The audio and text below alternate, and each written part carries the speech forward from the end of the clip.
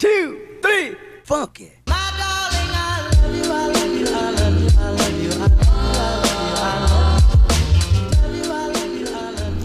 What's going on, guys? It's Garrett, and today I'm going to guys a new Illustrator tips video, and I haven't done one of these especially for Illustrator in a while, and I thought that this is something that everyone should really know, especially going into logo design and a lot of Illustrator things. Creating multiple artboards is really like a really cool thing to do, and it's really easy to showcase your work and really mock up everything, and it's very clean, it's very representable, and I like doing it a lot. And right here you can personally see 3 artboards that I have. It's of my logo. You guys probably have never seen my logo with text on it. I never use it, but basically this is what I have for my artboards. I'm going to show you guys how to make them, and they're actually super easy to do. So just pay attention, and I can show you guys what it looks like when you open up in Photoshop and everything like that. But let's get right into it. So all I'm going to do is actually just close up Illustrator, or close up my tab, and then I'm just gonna reopen up my logo so I can start from the basics with you guys. And right away I have my layers on the right hand side. I have just my regular logo and then 2 other ones, so I'm gonna be creating 3 artboards. And right here in the left hand side of your tools, there's gonna be an artboard tool or Shift O, and basically when you click that, it gives you the little bars right here. And I don't know if you guys have ever done this, but like in Photoshop you can kind of scale your document size up more, but with Illustrator you can actually just take this, and it's kind of like the crop tool almost. When you want to make something bigger, make something smaller, you can make it a little bit bigger like this, maybe a little bit longer. You can make the width different, and it's really something cool to do. And when you're done with it, you can just click your selection tool up here, and then basically just drag your logo. If you want, you guys can just center it. If not, then just put it wherever you want. And so now that you guys have this, you can really start messing with things. If you want to create multiple logos and stuff like that, multiple vectors to show off to your friends, show off to your clients that you're working with, this is really the kind of key thing to do with. So if I go back to my layers, I'm actually going to create a new one, and I'm going to take my blue that's right here, double click, I'm going to bring it actually all the way down, maybe up a little bit, so I kind of have like a dark blue. I'm going to make the whole background black. You don't have to do this, but it kind of just looks a little bit nicer with my logo. It helps you guys kind of realize what this is. And we got this going on, and what you want to do is click on this window right here, and you're going to see artboards, and there's no commands to hit them. You just got to click artboard, and this little tab will pop up. So we're going to move this right here, and as soon as we clicked right here, the new artboard page, it looks like the new layer page on Photoshop. It's basically going to create the white square that absolutely replicates this right here. So all you really have to do is take your little moving tool and bring it over to the side. So basically all you have to do is move over here, and you can just pretty much click this background. You can click the whole entire thing or just a background. Control C, Control V to copy and paste it, and just kind of center it back onto this artboard itself. And really quickly, I'm just gonna open up my next logo right here on the side, and I'm actually gonna just pretty much take it. Oh, that didn't work.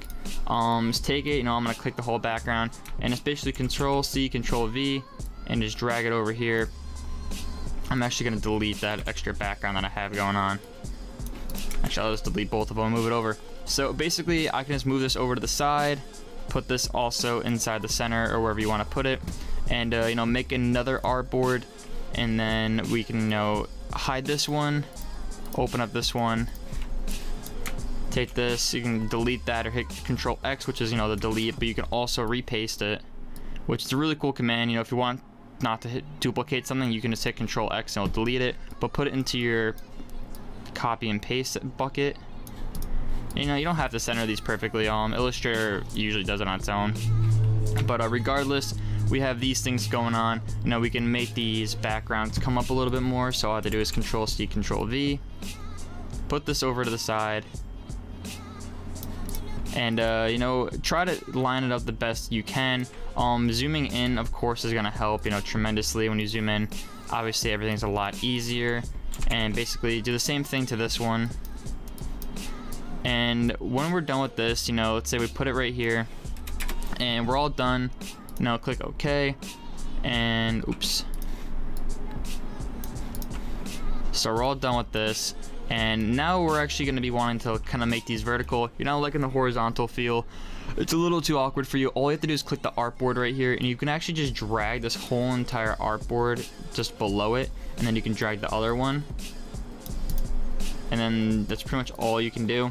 And another cool thing with this is if you want to create like a certain size artboard, all you have to do is click right here, and then you can just make, let's just say, a square right here, a really long rectangle right next to it, and it'll create the artboard 4 or 5 depending on what you want to do. And just click your selection tool again, and it's going to make that artboard for you. And basically you can just go right here and hit the trash can, and it deletes it. And then of course we can just take this little scale thing, move it over here, and we basically have, you know, 3 versions of my logo, or of a logo to use. And this is not only used for logo design, it's used for like illustrations and stuff like that, and also portfolio stuff. But it's really cool and it's really awesome to learn. So of course, now that you guys have this and you really want to see what you can pretty much do with it, if you go to File and then go to Save As, you can save this whole entire thing as an Illustrator file. Let's just say I want to label this Behr,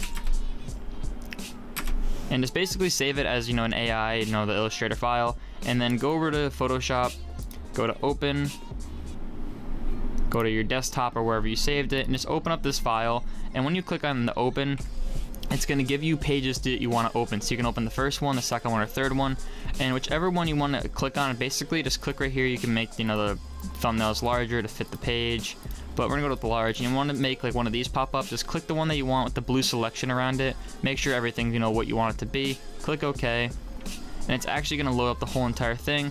And it does it for every single one individually, and you can open all 3 of them at the same time. Of course, all you have to do is click the first one, hold shift, and click the last one. But let's just say we click the first one this time, load it, and then we have everything pop up. So that's basically what the artboards do. It's really awesome and really clear to, you know, make everything pop up.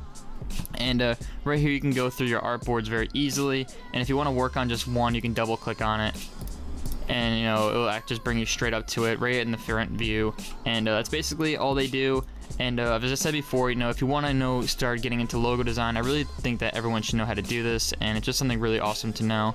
But basically that's going to be the Illustrator tip for today. If you guys did like this video, make sure to leave a thumbs up, and thank you all for 13,000 subscribers.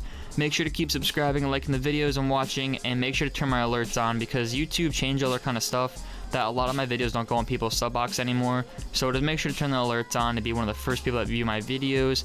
And other than that, guys, I'll see you guys in my later on videos. Peace out.